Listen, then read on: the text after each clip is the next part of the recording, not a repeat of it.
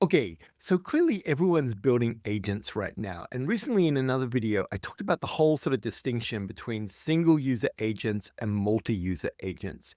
And the thing is, while people are building a lot of single user agents for themselves, almost nobody is thinking about what actually happens when you want to ship one of these multi-user agents into production. And over the past 2 years, I've seen so many different things go wrong, both with my own team, but with other people who I've consulted and stuff like that. You see things like API keys getting leaked. You have things like rogue agents running up like a 10K bill overnight. And then you have even more weird things where suddenly you realize that for one day last week, your agents just kind of hallucinated for 200 different users. And while people are doing all these amazing things with Claude Code and OpenClaw, and this is really having its moment, if you're going to put something actually into production that real world users use, there are 7 things that you better make sure you've got locked down before you put any agent into production. And in this video, I'm going to go through each one and talk about the different things that you need to be focused on. Now, to show these off, I need an actual platform. And recently, I've been doing a number of things with the guys from a startup called TrueFoundry, and they've agreed to sponsor this. And one of the reasons I agreed to this is that they actually have all 7 of these things in one place, which is actually rare even for a lot of the hyperscalers. But here's the thing, even if you never use TrueFoundry, these 7 things apply to whatever system you're building on. Think of them as your checklist. So let's get into it. Okay, so the first thing is model control. You need a unified layer between your code and your models. And this is for a number of different reasons. So first up, if you're building any agentic system nowadays, you probably don't just want to be using one model. You want to be using a variety of different models. And often that's even going to be a variety of models from a variety of different providers. While Anthropic's Claude models are fantastic for things like tool calling and stuff like that, they're not great perhaps at multimodal. And in that case, maybe you want to use Gemini. And then at other times, you basically just need really sort of simple calls. And if you realize that, okay, we're going to be doing a lot of those calls, you may even want to use just an open model that you could fine tune to give you back a very specific JSON output, etc.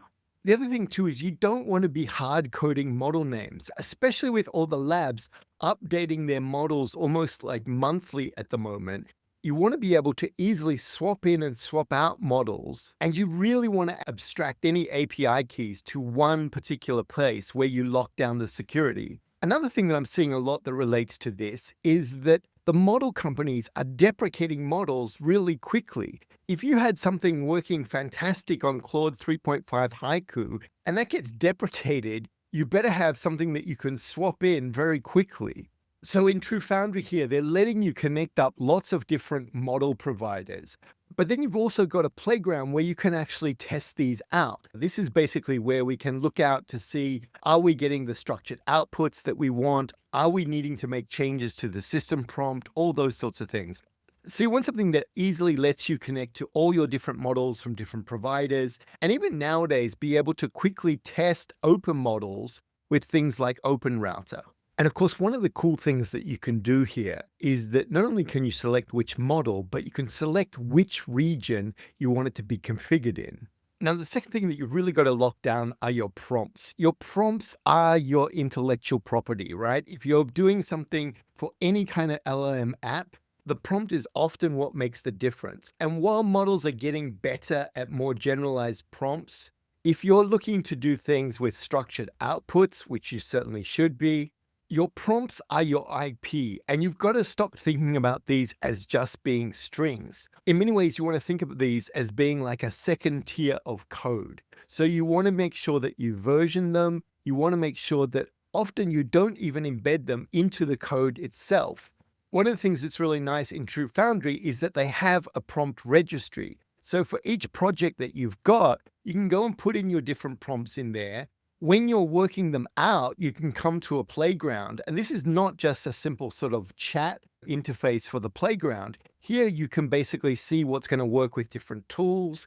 Here you can see things like, am I getting the right structured outputs out? As well as being able to test, for example, okay, how is the OpenAI model working for this versus the Anthropic model working for this? If you're working in a team of people as well, one of the things you will often do is have some people that are just working on the prompts, right? You kind of want to abstract your agent logic away from the prompts that are actually being used. So a prompt registry lets you save the entire config, the prompt text, the model, the temperature, any guardrails attached, any sort of tools that you're going to be using for this.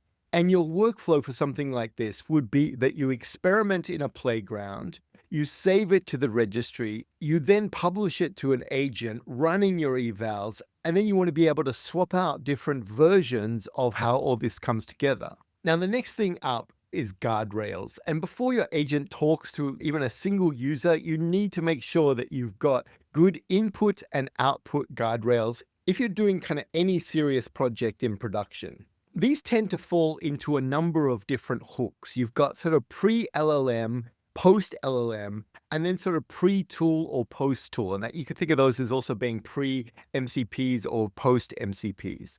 One of the classic examples of this, if you're doing anything for a big company, is that you've got a lot of things around the law and around compliance. So you need to be able to deal with things like personally identifiable information, PII, and also PHI, which is protected health information, if you're doing anything like that. Now, there are a number of different services out there for redacting these things. You can also make your own little models for doing this. But when you're actually working on different products, you don't want to have to reinvent the wheel each time for this. So you want to look for a service that basically has these sort of guardrail systems built in. Now, a number of the hyperscalers have things like this. TrueFoundry's guardrail system lets you use both things from commercial providers, but also things that you want to build internally. And one of the things that I think is really cool here is that because you're actually using them as a gateway for actually making your calls going through this, this is literally just adding an extra header to your call to automatically have these guardrails that you've set up yourself to run on the agent calls that you're using in your code. Okay, the fourth thing that you want to make sure that you've got set up is some kind of budget limiting. So if you don't have any actual way of limiting the use and the budget that you're spending, very quickly these things can go wrong. Don't forget, anything with these LLMs is almost impossible to predict exactly how it's going to go. And I've seen it time and time again, even with code that I've written myself for testing. Often you can be sort of one runaway loop away from a nightmare invoice here. And I'm going to make the point here that the big cloud providers, they don't make this easy, right? There's an argument to be made that perhaps this is even by design. They're not making it easy for you to set per budget caps, per things like that. Here in TrueFoundry, you can see that we can just come into controls, we can set budget limiting, and then I can set up a budget that, okay, this is going to be called quite a bit in our agent, but I want it to be just max out at $1,000 per day. I can then set what this is actually for. I can even then set, okay, what model does this apply to? So in this case, we've got the Grok models where we want to use the Kimi K2 model. And we can set it up so that we've got a limited budget of $1,000 per day for this particular model that we're using in this agent. And the thing I got to say is that if you've got multiple projects going on, and especially if you've got multiple developers, this isn't something that's optional. You've got to basically limit your liability from rogue agents and rogue processes suddenly spinning up a huge OpenAI bill or Anthropic bill, etc. All right, the fifth thing that you want to really be focused on are your tools. So this can be generic scripts. It can also be MCPs. You want to make sure if it's an MCP, do you have your authentication for the MCPs all in one place? Increasingly, agents are using all sorts of tools, right? Whether that's APIs, whether that's things like browsers, etc. And the production problem here is that if you've got 15 MCP servers, your agent has to access all of them. And you want to make sure that you've got some kind of granular control over that. So you want to have different sorts of permissions for that. You want to have a central place where you're doing authentication for that kind of thing. And really what you want here is where your agent authenticates with your gateway, and then your gateway handles all the other security that's going on here. So I really think that this honestly deserves a video of its own. Perhaps we'll do that in the future. But make sure that any sort of tools you've got being used by your agents are being locked down, especially if they're tools that can cost you money via compute or via API calls. All right, the sixth thing that you've got to make sure that you've got on your checklist is you need to see every request, every response, every error, every latency spike. So you need to be able to trace a single user's journey through your agent. You've got to remember that in many ways, your agent is like a black box. Your user reports a bad response, and if you've got no idea of what actually caused that to happen, you could find yourself that you're stuck with like all these possible things that could be. That could be everything from things to be like 500 errors on models, a lot more common than people think. It can be things like your tools not giving back the right context. Somebody's changed an API and the response format back from that has changed. And really, you want to be able to see these traces in the context of your agent and how everything maps from one thing to another. So yes, there are other tools out there for doing this, and there are open source projects that do this. In TrueFoundry, they've got a whole monitoring suite where you can look at everything from model metrics to your sort of tool metrics with your MCPs, through to the actual raw traces where you can break it down and see, okay, what's going on for each of these things. Now, just like with models, we can also select the region that we want our traces to actually be stored in. So traces generated on TrueFoundry are OpenTelemetry compatible, which means we can set up a close to real-time export to any sort of compatible system like Datadog, New Relic, etc. One of the issues if you're not using a gateway to do your observability is that you actually have to set it all up. Here, because we're going through the gateway, everything is logged by default. And that brings me to the last thing that you really want to be on top of as you're going into production, and that is evals. Without evals, you're really just flying blind here, right? You need to systematically measure whether your agent is accurately doing a good job, capture and catch any problems before your users do. And the evals sort of come in two different parts. You could think of evals as like before you're going into production of checking, okay, does everything work? Is the system doing what we think it's doing, etc. But often far more important are the evals that happen after you've gone into production. And these can be a few different things. These can be things like where suddenly you realize, hey, there's a new model out, it's half the price. We need to basically take a few hundred of the previous traces and run them through this model and see if it's going to work for what we're trying to do here.